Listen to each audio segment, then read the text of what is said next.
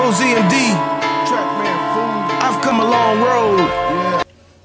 Hey, what's up? It's Moe Z Md, legendary producer. Some of y'all know me from the Tupac days. I just want to tell you a couple of stories about how I met him and how it went down and everything, and answer some questions y'all might have.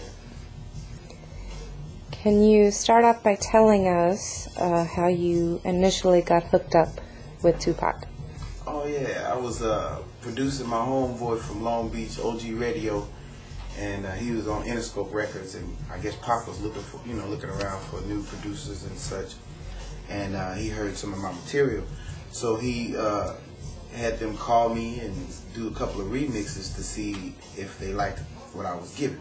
So they shot me like 3 remixes: Lord Knows, Running from the Police, and From the Cradle to the Grave.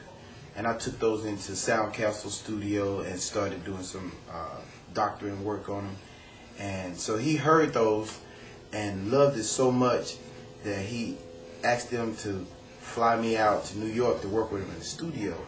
But he wanted to hear some beats so he could write to. So I put a whole bunch of beats on cassette and a couple other producers I was dealing with and send it to him.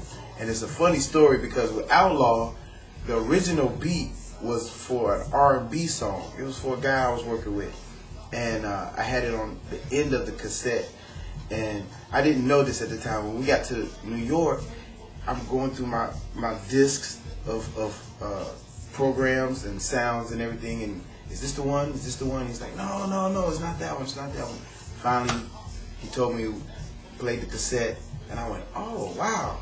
I said, hey man, that's an R&B. That's an R&B beat. And he said, well, it's a rap now, nigga.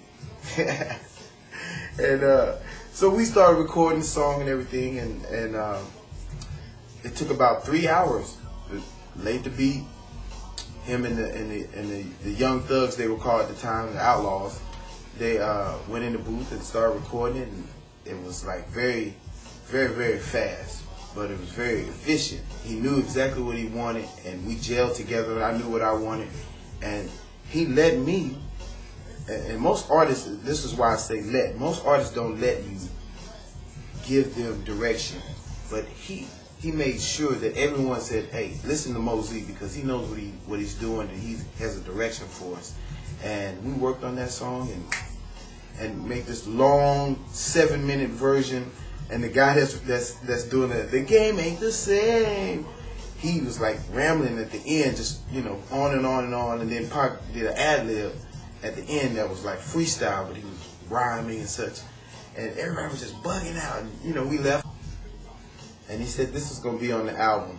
This is definitely gonna be. It might be first single. And I'm thinking, wow, it's a lot of. It's real raw. I couldn't imagine it being a single, but he had a vision of his own. And it's funny, at the time that we were there, the record label was corresponding back and forth with him about From the Cradle to the Grave. They loved it, they loved it, they loved it, and they said they wanted to put it on the album and make it the album version and not the remix. And it was a very, very exciting thing, because it was the next thing happened, Thug Life album, and it was going to be the first single. And they shot a video to it, and it was just, man, I loved it. It was great. It was like a wonderful experience working with him. Now I'm not looking for absolution.